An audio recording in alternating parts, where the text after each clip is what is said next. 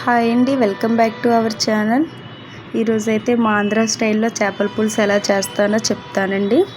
Andhra style అంటే ఒక్కొక్క district వాళ్ళు మళ్ళీ ఒక్కోలా చేస్తారండి. ఇదైతే శ్రీకాకుళం, వైజాగ్ అంటే అందరూ కాదు, కొంతమంది అయితే మేమైతే ఇలానే చేస్తాం. అది ఎలా అంటే ఫస్ట్ ఒక కళాయి తీసుకోవాలండి వెడల్పుది. అందులో కొంచెం ఆయిల్ వేసుకోవాలి. కొంచెం అంటే కొంచెం కాదండి, ఫిష్కి ఎక్కువ ఆయిల్ పడుతుంది కదండి. తర్వాత ఆయిల్ వేడెక్కాక ఒక 3 లవంగాలు వేసుకోవాలండి. తర్వాత 2 ఉల్లిపాయలు, 6 పచ్చిమిరపకాయలు చిన్నగా కట్ చేసుకోవాలండి. కట్ చేసుకొని వాటిని బాగా కలపాలి. బాగా వేగకూడదు, బాగా వేగితే పులుసు అనేది నలుపు వచ్చేస్తుంది, కొంచెం చేదు కూడా వేస్తుందండి. గ్రేవీ కూడా అంత మనకి పులుసు బాగోదు, కాబట్టి కొంచెం దోరగా అంటారు కదా, అలాగ వేయితే సరిపోద్ది. తర్వాత మనం మిక్సీ చేసుకోవాలండి. టమాటా, వెల్లుల్లిపాయ ఒకటి, అల్లం ఒక చిన్న ముక్క,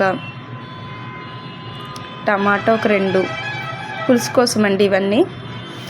ఒక ఉల్లిపాయ కూడా వేసుకుంటే బాగుంటుందండి.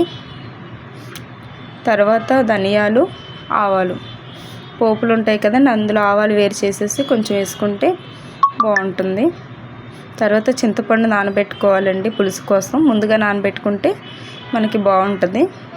చూసారా, ఉల్లిపాయలు కొంచెం మాడే కూడా, నాకు కూడా కొంచెం ఇంకా లైట్గా అండి. ఇప్పుడు మనం మిక్సీ చేసుకున్న పేస్ట్ని ఉల్లిపాయలు వేగాయి కదండి, అందులో వేసేసుకోవాలి. మొత్తం నీట్గా వేసేసుకోవాలి. అంటే పులుసు అనేది పలుచగా ఉండదండి. ఈ వెల్లుల్లి అల్లం పేస్ట్ ఎలా వేస్తాం కదా, దాని బదులు అదేదో మిక్సీ వేసేసుకుంటే కొంచెం ఒక టమాటా, కానీ కొంతమంది ఒక టమాటా వేసుకున్న ప్రాబ్లం లేదండి. కొంచెం పులుసు ఎక్కువ కావాలనుకున్న వాళ్ళు ఒక 2 టమాటా వేసుకుంటే పులుసు కొంచెం నీరులా వండుకుంటే కొంచెం బాగుంటుంది. అది మొత్తం నీట్గా మిక్సీలో తీసేసుకొని కళాయిలో వేసుకున్నాక ఇది కూడా బాగా వేపాలండి. దాంట్లో ఉన్న వాటర్ మొత్తం లాగేసాక కొంచెం ఆయిల్ కావాలంటే ఇప్పుడు వేసుకోవచ్చండి. మనం ఆయిల్ సరిపోకపోతే ముందే ఎవరైనా సరిపడగా వేయలేం కదా, అందుకని కొంచెం ఆయిల్ కావాలంటే ఇప్పుడు వేసుకొని అది బాగా కలపాలండి. కొద్దిసేపు కలిపాక, నీట్గా కలిపాక మన అది తుల్లిపోతుందండి. మెయిన్ మనం మూత పెట్టకపోతే చూసారా, మొత్తం పొయ్యి నిండా తుల్లిపోతుంది. తుల్లిపోద్దంటే మీరేమంటారో నాకు తెలియదండి. మా సైడ్ అయితే తుల్లిపోద్దంట అంటే బయట పడడం. మూత పెట్టేసుకుంటే ఇంకే ప్రాబ్లం ఉండదు మనకి, పొయ్యి కూడా నీట్గా ఉంటుంది. ఇప్పుడు మనం కొంచెం పసుపు వేసుకోవాలండి.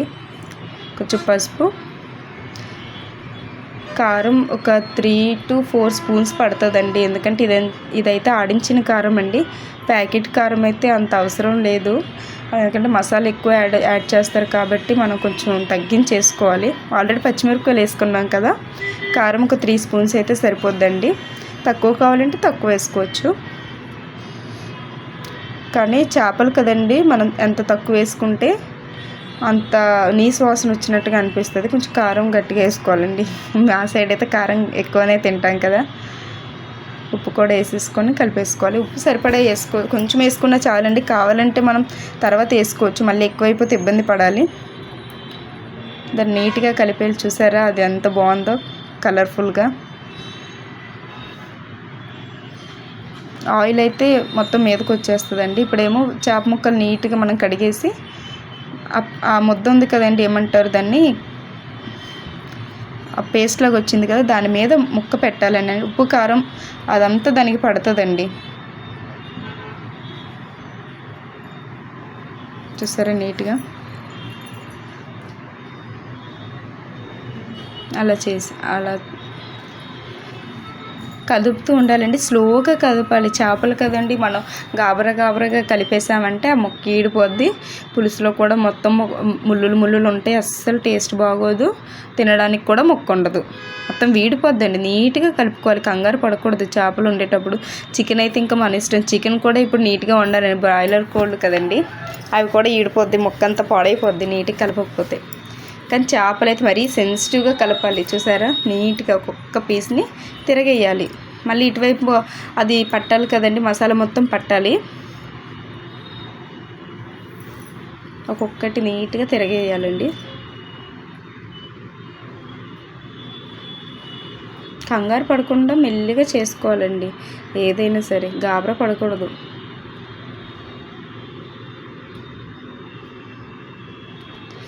మా సైడ్ అయితే చేపల పులుసు అయితే పులుసు పెడతామండి. విజయవాడ వైపు అయితే గ్రేవీ లాగా దగ్గరికి పెడతారండి, కొంచెం కారం కూడా బాగా ఎక్కువ వేస్తారు. మేమైతే అంత గ్రేవీలా తినమండి. చూసారా, చికెన్ గ్రేవీలా పెడతారండి విజయవాడ సైడు. మా సైడ్ అయితే పులుసు, చేపలంటే చేపల కూర అనం, చేపల పులుసు అనే అంటాం, ఎందుకంటే మేము పులుసులానే పెడతాం కాబట్టి. ఒక ముక్కలకి ఎక్కడైనా మసాలా పట్టకపోతే కింద కొంచెం తీసేసి వాటికి వేస్తే కొంచెం ఉప్పు కారం బాగా పడతాయండి. ఇంకా దాని మీద మనం ఏమైనా ఉప్పు కారం ఏమైనా కావాలంటే యాడ్ చేసుకోవచ్చు తక్కువైతే. ఇంకా చింతపండు, మనం నానబెట్టిన చింతపండు ఉంది కదండి, ఆ నీళ్ళు వేసేసేయాలి. చింతపండు నీళ్ళు సరిపడాగా వేసుకోవాలండి, పులుపు ఎక్కువైనా బాగోదు, చూసుకోవాలి, చూసుకుంటూ వేసుకోవాలి. చేపల పులుసుకి అయితే పలానింత అంచనా అని ఏం చెప్పలేమండి, ఎందుకంటే ఏది ఎక్కువ పడుతుంది ఏది తక్కువ పడుతుంది ఎవరికీ తెలియదు. వండే వాళ్ళకే తెలుస్తుంది ఇన్ని ముక్కలకి ఇంత పడుతుంది అని చెప్పేసి అంచనాగా వేయడమే తప్పించి, నేను అనుకుంటున్నాను అంచనా తప్పించి పలానింత అని కరెక్ట్గా ఎవ్వరూ చెప్పలేరండి. నీట్గా చింతపండు నీళ్ళు అనేవి ముక్కలకి అన్నిటికీ పట్టేటట్టు కావాలంటే ఇంకా యాడ్ చేసుకోండి. మీకు గ్రేవీలాగా కావాలి, పులుసులాగా వద్దనుకుంటే కొంచెం వేసుకుంటే సరిపోద్దండి. చెప్పాను కదా, మాకైతే పులుసులాగా కావాలి కాబట్టి నేనైతే ఎక్కువ వేస్తాను. మరీ ఎక్కువ కాదండి, మాకు ఇంట్లో తినడానికి సరిపడా, ఆఫ్టర్నూన్కి నైట్కి సరిపడా వేస్తాను. ముక్కలన్నీ మునగాలండి, అంటే మంచిగా నీట్గా పులుపు ఉప్పు కారం అన్నీ పడతాయి ముక్కకి. ఒక్కోసారి చూసారా, సరిగ్గా గాబరగా చేస్తే ఏమవుద్దంటే అల్లం పేస్ట్ అనేది ముక్కలకి పట్టకపోవడం ఏంటంటే చప్పగా ఉంటుంది ముక్క తినేటప్పుడు. పులుసులో అద్దుకొని తింటే పర్లేదు, కానీ ఉట్టు ముక్కలైతే అస్సలు తినబుద్ధి అవ్వదు. అదే మనం స్లోగా కంగారు లేకుండా సిమ్లో పెట్టేసి వండాలండి చేపల పులుసు ఎప్పుడైనా సరే, హైలో పెట్టకూడదు.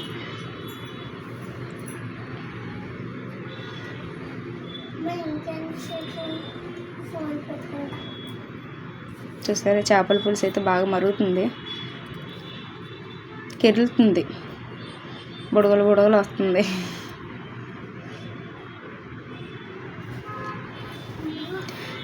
మీ సైడ్ ఎలా చేపల పులుసు చేస్తారు కామెంట్ చేయండి.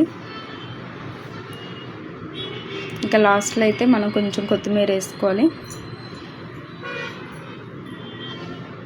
కొత్తిమీర వేసుకున్నాక చేపల ఇది మనకి ఫిష్ మసాలా ఉంటుంది కదండి, ఉంటే కొంచెం యాడ్ చేసుకోవచ్చు, లేదంటే లేదు, స్కిప్ చేసేయచ్చు. ఫైనల్గా అయితే ఫిష్ చేపల పులుసు అయిపోయిందండి. ఫిష్ కర్రీ అనడానికంటే చేపల పులుసే బెటర్.